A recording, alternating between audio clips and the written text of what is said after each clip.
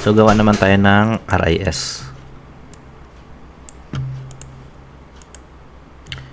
So, sa RIS naman,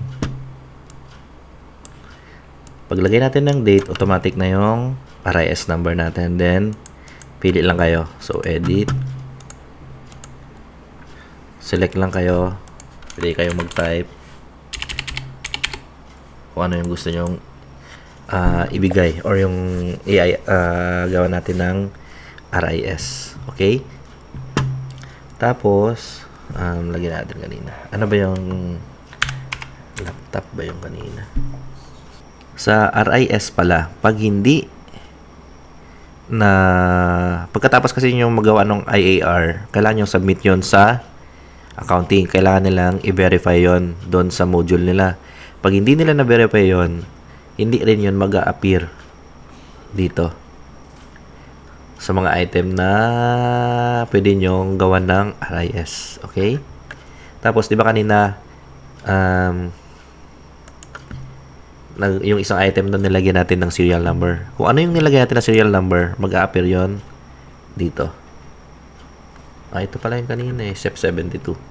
So, select na lang tayo ng serial number niya. Then, the same thing, kung ano yung ibibigay nyo doon sa tao, yun din yung same din dapat dito. Okay? Pag gusto nyo i-delete, click nyo lang ito. Delete nyo yung nagkamali kayo ng encoding. Okay? Tapos, makikita nyo dito, nagbabawas din yung serial number. Meaning, pag wala na dito, nagamit na siya. So, pinaka mag-print ng RIS,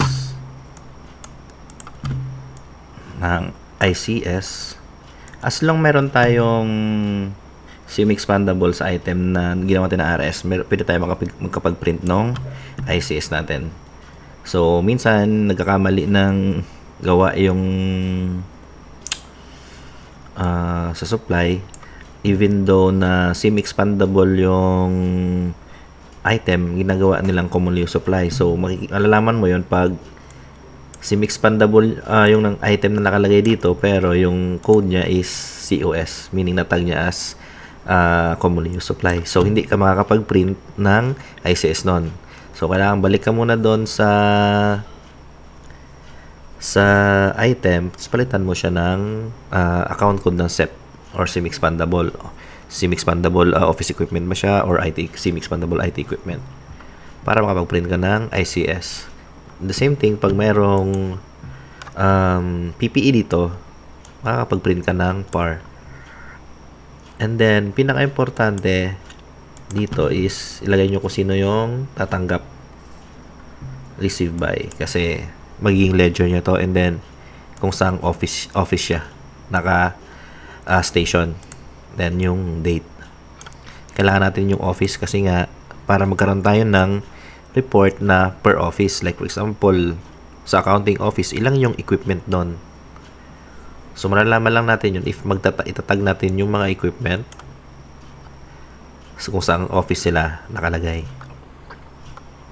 So, para mas maging madali, kung mag-a-add tayo ng employee, ilagay na natin kung saang office sila. Para pagdating sa RIS dito, tuloy-tuloy na, hindi mo na lagyan pa ito. Automatic na kung saang office naka-assign si Fina, yun na mag-a-appear dito.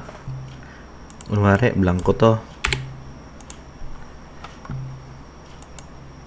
Hindi ka rin makakapag-print ng RIS mo or ICS mo o PAR mo. Kahit alam dito, basta nag-mark siya na yellow. So, kailangan mo na itong i-fill up. Okay? Saan tayo makapag-print ng RIS o yung mga report na natin.